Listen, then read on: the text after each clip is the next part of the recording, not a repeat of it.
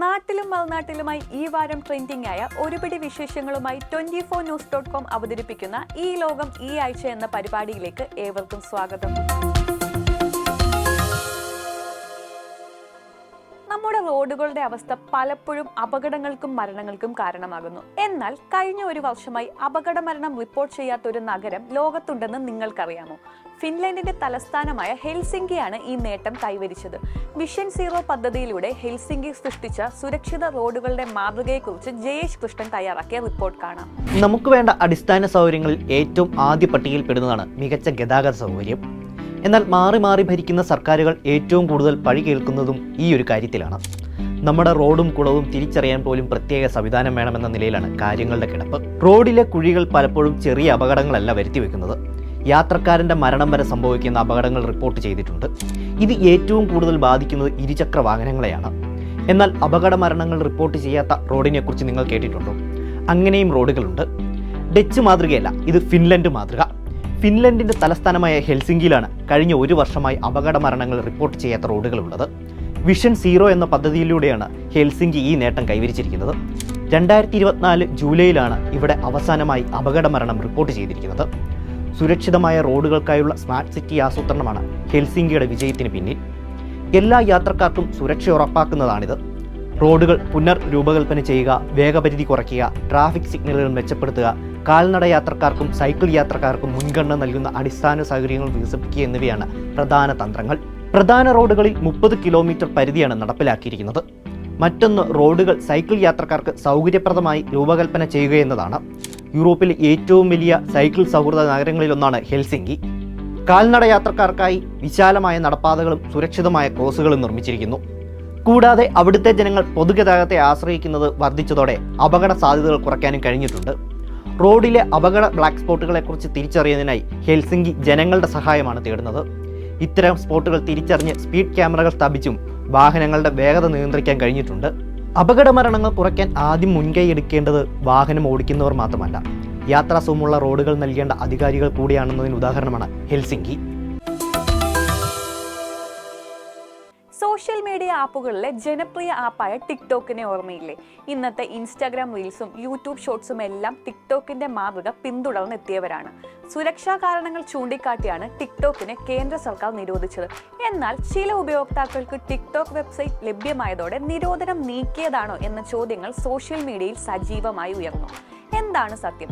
പൂജ രമേശ് തയ്യാറാക്കിയ റിപ്പോർട്ടിലേക്ക്. കുറച്ച് ദിവസങ്ങൾക്ക് മുൻപ് സോഷ്യൽ മീഡിയയിൽ ഉയർന്നു കേട്ട ഒരു ചോദ്യമുണ്ട്: തിരികെ വന്നോ നമ്മുടെ ടിക്ടോക്ക്?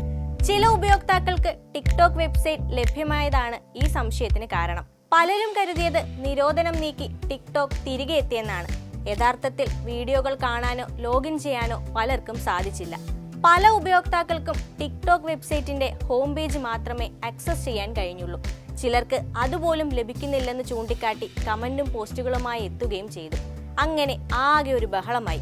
സംഭവം വലിയ ചർച്ചകളിലേക്കും ആശയക്കുഴപ്പങ്ങളിലേക്കും വഴിമാറിയപ്പോൾ വിശദീകരണവുമായി കേന്ദ്രം തന്നെ രംഗത്തെത്തി. വാർത്തകളെല്ലാം തെറ്റിദ്ധരിപ്പിക്കുന്നതാണെന്നും ഇന്ത്യൻ സർക്കാർ ടിക്ടോക്കിന് നിരോധനം നീക്കിയതായി ഒരു ഉത്തരവും പുറപ്പെടുവിച്ചിട്ടില്ലെന്നും വ്യക്തമാക്കി. മടങ്ങിവരവ് സംബന്ധിച്ച ഔദ്യോഗികമായ ഒരു സ്ഥിരീകരണം ടിക്ടോക്കോ മാതൃകാ കമ്പനിയായ ബൈറ്റ് ഡാൻസോ നൽകിയിട്ടില്ല. ചില സാങ്കേതിക തകരാർ കാരണമാകാം ഇത് ലഭ്യമായതെന്നാണ് വിലയിരുത്തൽ. രാജ്യത്ത് വളരെ കുറച്ചു കാലം കൊണ്ട് ഏറെ പ്രചാരം നേടിയ ഒരു പ്ലാറ്റ്ഫോമായിരുന്നു ടിക്ടോക്ക്. അക്കാലത്ത് ടിക്ടോക്കിന്റെ ഏറ്റവും വലിയ അന്താരാഷ്ട്ര വിപണിയും ഇന്ത്യയായിരുന്നു. കോവിഡ് കാലത്ത് പലരുടെയും വിനോദവും ആശ്വാസവും എല്ലാം ടിക്ടോക്ക് ആയിരുന്നു. എന്നാൽ പെട്ടെന്നുള്ള ആപ്പിന്റെ നിരോധനം ഈ ട്രെൻഡുകൾക്ക് വിരാമമിട്ടു. 2020 രാജ്യത്തിന്റെ സുരക്ഷയ്ക്ക് ഭീഷണിയെന്ന് ചൂണ്ടിക്കാട്ടി ടിക്ടോക്ക് ഉൾപ്പെടെ 59 ചൈനീസ് ആപ്ലിക്കേഷനുകളെ കേന്ദ്ര സർക്കാർ നിരോധിക്കുന്നത്. എന്നാൽ ചൈനയുമായി ഇടഞ്ഞ ഇന്ത്യ ഇപ്പോൾ വീണ്ടും അടുക്കുകയാണ്.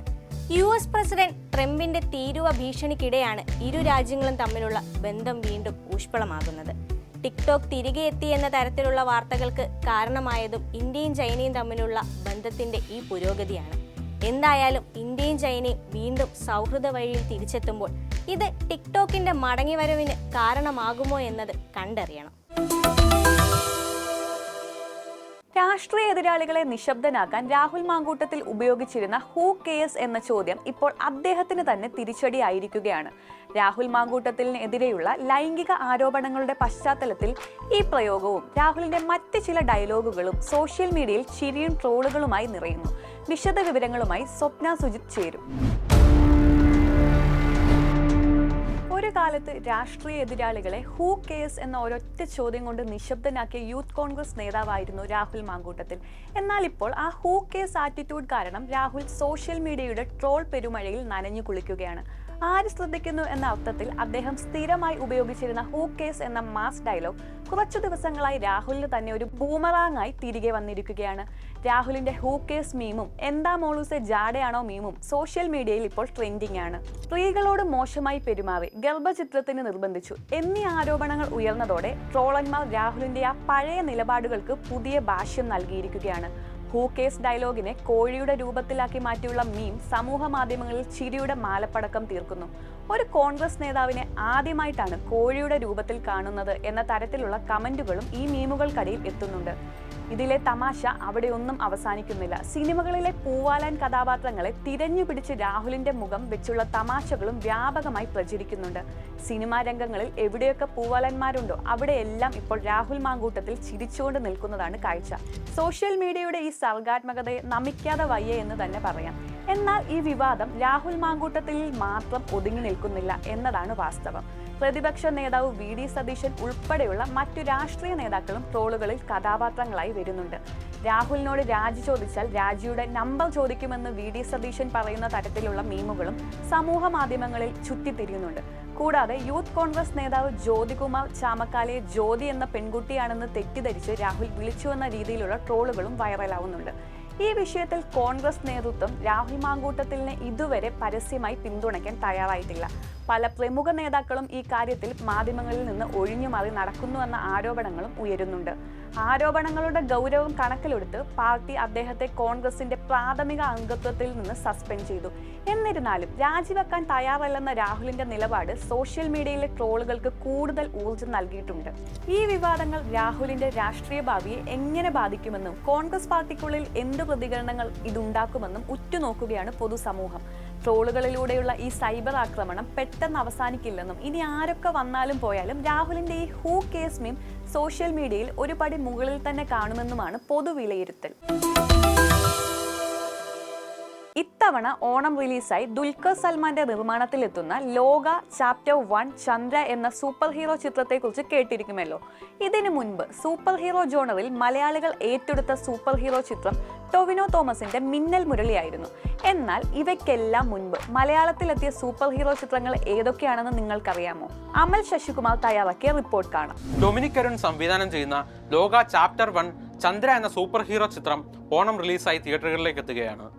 ഒരു സൂപ്പർ ഹീറോ സിനിമാറ്റിക് യൂണിവേഴ്സായി ലോകയെ മാറ്റാനാണ് അണിയറ പ്രവർത്തകരുടെ പദ്ധതി. ഇതിനു മുൻപ് മലയാളത്തിൽ ഇറങ്ങിയ ഏറ്റവും ശ്രദ്ധേയമായ സൂപ്പർ ഹീറോ ചിത്രം ടൊവിനോ തോമസ് നായകനായ മിന്നൽ മുരളിയായിരുന്നു. എന്നാൽ മിന്നൽ മുരളിക്ക് നൂറ്റാണ്ട് മുൻപും മലയാള സിനിമയിൽ സൂപ്പർ ഹീറോ കോൺസെപ്റ്റ് ഇറങ്ങിയിട്ടുണ്ടെന്ന് പറഞ്ഞാലോ? 1967 പുറത്തിറങ്ങിയ കറുത്ത രാത്രികളാണ് മലയാളത്തിലെ ആദ്യത്തെ സയൻസ് ഫിക്ഷൻ ചിത്രം. റോബർട്ട് ലൂയിസ് സ്റ്റീഫൻസണിന്റെ strange case of doctor Jekyll and mister Hyde എന്ന നോവലിന്റെ ചലച്ചിത്രാവിഷ്കാരത്തിൽ മധുവാണ് കേന്ദ്ര കഥാപാത്രത്തെ അവതരിപ്പിച്ചത്. ഡോക്ടർ ശാന്തൻ എന്നയാൾ മനുഷ്യരെ അതിമാനുഷ്യ ശക്തിയുള്ള മനുഷ്യമൃഗമാക്കി മാറ്റുന്ന മരുന്ന് കണ്ടുപിടിക്കുന്നു. മരുന്നുള്ളിൽ ചെന്ന് ഭീകരരൂപിയായി മാറുകയും മറുമരുന്നിലൂടെ സ്വരൂപം പ്രാപിക്കാൻ ആദ്യം സാധിക്കുന്നുവെങ്കിലും ഉള്ളിലെ ആ ഭീകരജന്തു ശാന്തനുമേൽ ആധിപത്യം സ്ഥാപിക്കുന്നതുമാണ് കഥ. അടുത്തത് രാജ്യത്തെ ആദ്യത്തെ 3D ചിത്രമായ മൈ ഡിയർ കുട്ടിച്ചാത്തനാണ്. മിത്തോളജിയിൽ നിന്നും രഘുനാഥ് പാലേരിയും ജിജോ പുന്നൂസും ചേർന്ന് കണ്ടെടുത്ത ചാത്തന്റെയും കുറച്ച് കുട്ടികളുടെയും കഥ. സ്പേസ് ഒഡീസി, ഇൻസെപ്ഷൻ തുടങ്ങിയ ചിത്രങ്ങൾ പോലെ റൊട്ടേറ്റിംഗ് പ്രൈവറ്റ് സെറ്റിൽ ചിത്രീകരിച്ച രംഗങ്ങൾക്ക് ഇന്നും പുതുമ നഷ്ടപ്പെട്ടിട്ടില്ല. പത്മരാജന്റെ ചിന്തയിൽ മുളച്ച ഗഗനചാരി. ഹിന്ദു മിത്തോളജിയിലെ ദേവരൂപിയായ അനുരാഗിയെ പത്മരാജൻ വർണ്ണിക്കുന്നത് ഇങ്ങനെയാണ്: ചിത്രശലഭമാകാനും മേഘമാലകളാകാനും പാവയാകാനും പറവയാകാനും മാനാകാനും മനുഷ്യനാകാനും നിന്റെ ചുണ്ടിന് മുത്തമാകാനും നിമിഷാർദ്ധം പോലും ആവശ്യമില്ലാത്ത ഗഗനചാരി.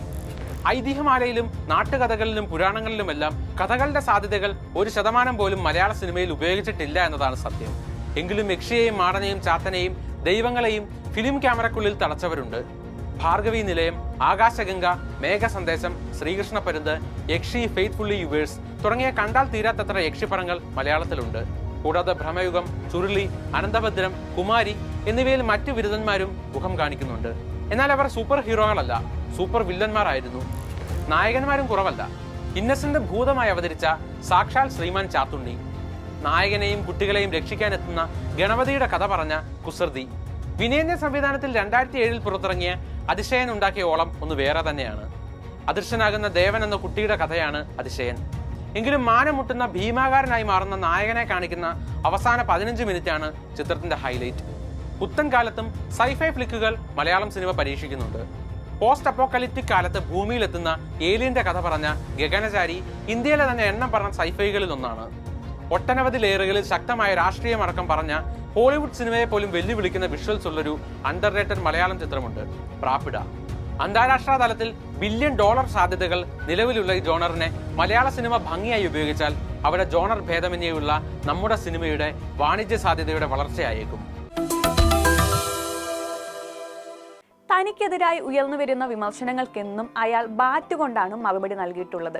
KCLൽ കൊല്ലത്തിനെതിരായ സഞ്ജുവിന്റെ വെടിക്കെട്ട് സെഞ്ചുറിയും അത്തരമൊരു മറുപടിയായിരുന്നു. സഞ്ജുവിന്റെ സെഞ്ചുറി പ്രകടനത്തിന്റെ കഥ പറയാൻ മെറിൻ കെ ബിജു എത്തുന്നു. വിമർശനങ്ങൾ ഏറ്റുവാങ്ങുമ്പോഴും അവസരങ്ങൾ നിഷേധിക്കപ്പെടുമ്പോഴും വാക്കുകൾക്കുമപ്പുറം ബാറ്റ് കൊണ്ട് മറുപടി നൽകുന്നതാണ് സഞ്ജുവിന്റെ പോളിസി. സഞ്ജു സാംസൺ ഇന്ത്യൻ ടീമിൽ കളിക്കുന്നത് ശുഭ്മാൻ ഗില്ലും യശസ്വി ജയ്സ്വാളും സെലക്ഷനിൽ ലഭ്യമല്ലാത്തതിനാൽ എന്ന് പറഞ്ഞ അജിത് അഗാർക്കറിനോട് കേരള ക്രിക്കറ്റ് ലീഗിൽ കൊല്ലത്തിനെതിരെ തന്റെ മികച്ച പ്രകടനത്തിലൂടെ നേടിയ സെഞ്ചുറി ചൂണ്ടിക്കാട്ടി ഞങ്ങൾ പറയുകയാണ്, സാർ, ഇതാണ് ഞങ്ങളുടെ സഞ്ജു. 237 എന്ന കൂറ്റൻ റൺവല. വിജയിക്കാനാകുമോ എന്ന് ഉള്ളിന്റെ ഉള്ളിൽ ഒരു സ്വരം മന്ത്രിച്ചിട്ടുണ്ടെങ്കിലും കൊച്ചിയുടെ ആരാധകർ പ്രതീക്ഷയോടെ പറഞ്ഞ പേര് സഞ്ജു സാംസൺ എന്നായിരിക്കും.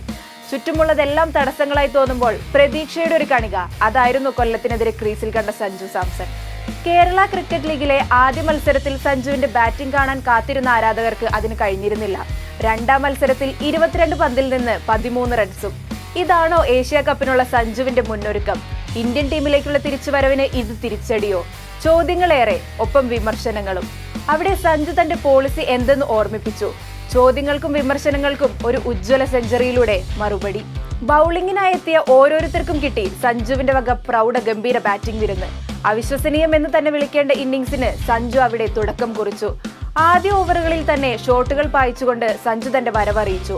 പന്തിന്റെ വരവ് ഏതു വിധേനയും ആയിക്കൊള്ളട്ടെ, സമീപനം ഒന്നു മാത്രം. ഒടുവിൽ 16 പന്തിൽ അർദ്ധ സെഞ്ചുറി, 42 പന്തിൽ സെഞ്ചുറി. ജയിക്കാനാകുമോ എന്ന സംശയത്തിൽ നിന്ന് പ്രതീക്ഷയുടെ ഒരിറ്റു വെളിച്ചം തെളിഞ്ഞു വന്ന സമയം.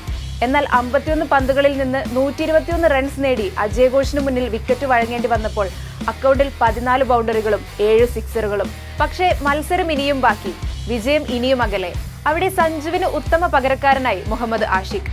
അവസാന പന്ത് വരെ ആവേശത്തിന്റെ മുൾമുനയിൽ നിർത്തിയ മത്സരത്തിൽ ഉഗ്രൻ സിക്സറിലൂടെ കൊച്ചിക്ക് ജയം. ഏതു പൊസിഷനിലാണെങ്കിലും മികച്ച മത്സരം പുറത്തെടുക്കാൻ കെൽപ്പുള്ള താരം. KCLലെ രണ്ടാം മത്സരത്തിൽ 6ാം സ്ഥാനത്തിറങ്ങിയ സഞ്ജു 3ാം മത്സരത്തിൽ മൈതാനത്തെത്തിയത് ഓപ്പണിംഗ് പൊസിഷനിൽ. ഇത് ഏഷ്യ കപ്പിലേക്കുള്ള പരീക്ഷണമോ? എന്തു തന്നെയായാലും ടീമിന്റെ വിജയത്തിനൊപ്പം ആ മാറ്റം സഞ്ജുവിന്റെ കരിയറിലും മികച്ച ഇന്നിംഗ്സുകളിൽ ഒന്നിന് കാരണമായി. എക്കാലത്തെയും ഇന്ത്യയുടെ മികച്ച താരങ്ങളായ രോഹിത്തിനും സൂര്യകുമാർ യാദവിന് ശേഷം ഏറ്റവും കൂടുതൽ സെഞ്ചുറികൾ നേടിയ താരമാണ് സഞ്ജു. സെഞ്ചുറി കണക്കുകൾ ഇനിയും ആവർത്തിക്കുമെന്ന പ്രതീക്ഷയിലാണ് സഞ്ജുവിന്റെ ആരാധകരും.